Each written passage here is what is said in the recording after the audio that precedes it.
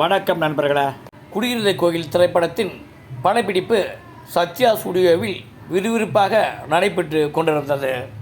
இந்த படத்தை சரவணா பிலிம்ஸ் அதிபர் GN வேலுமணி தயாரித்து கொண்டிருந்தார்.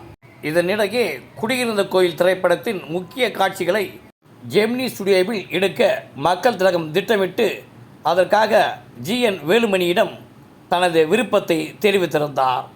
இதனைத் தொடர்ந்து தயாரிப்பாளர் GN வேலுமணி அவர்கள் ஜெமினி அதிபர் SS வாசனை சந்தித்து தங்களது ஸ்டுடியோவில் குடியிருந்த கோயில் திரைப்படத்தின் சில காட்சிகளை எடுக்க திட்டமிட்டிருப்பதாக தெரிவித்தார். ஆனால் முதலில் SS வாசன் இதற்கு ஒப்புக்கொள்ளவில்லை. காரணம், ஜெமினி நிறுவனம் தயாரித்த படத்தை தவிர வேறு வெளிப்புற படப்பிடிப்பு எதையும் நடத்த தமது ஸ்டுடியோவில் யாருக்கும் அவர் அனுமதி வழங்கியதில்லை. Like, comment, share and bell button அழுத்துங்க.